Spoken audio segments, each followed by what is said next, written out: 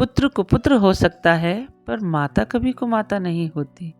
बचपन से इन्हीं संस्कारों को सुनकर बड़े हुए हैं और अपनी माँ को कृतज्ञता के अतिरिक्त किसी दृष्टि से नहीं देखा और न ही कभी अपनी संतान के प्रति कोई दुर्भावना आई। परंतु आजकल कुछ ऐसी घटनाएं देखने को मिल रही हैं जिन्होंने मेरे मन मस्तिष्क को झकझोर कर रख दिया है कि कैसे माँ इतनी निष्ठुर हो सकती है। इन्हीं विचारों से प्रभावित होकर मैंने एक कविता लिखी है, माँ ये तुम्हें क्या हो गया है।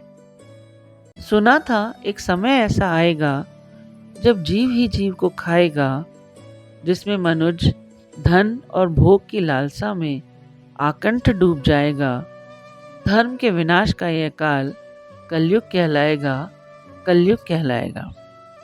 पर मेरे मन में ये विचार कभी नहीं आया कि कलिकाल का प्रभाव रिश्तों पर कुछ इस तरह आएगा, पिता पुत्र और भाई भाई का ही नहीं, माँ का स्नेह और वात्सल्य भी मर जाएगा। अरे एक माँ ही होती है जो बच्चे को हर बुरी नज़र से बचाती है, पर जब माँ की ही नज़र बुरी हो जाए तो फिर कोई युक्ति काम नहीं आती है। माँ ही होती है सृष्टि की जगत जननी, सृष्टि की सृजनकर्ता। वह कैसे हो गई इतनी निष्ठुर कि बन गई अपनी ही संतान की प्राणहर्ता। जब माँ ही अपने अबोध शिशु को दूध नहीं पत्थर पिलाती है और क्रंदन रोकने के लिए होठों को फेविक्विक से चिपकाती है, माँ ही निद्रामग्न बच्ची को जल में धकेल देती है और फिर पीछे मुड़कर उसकी सुध भी नहीं लेती है। क्यों क्यों आज केवल दैहिक संबंध ही सब संबंधों से ऊपर हो गए हैं? क्यों इनके तले दबकर सारे संस्कार मर रहे हैं?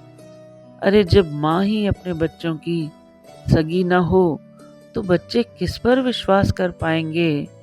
और तब आने वाली पीढ़ियों को हम कैसे आदर्श परिवार बताएंगे?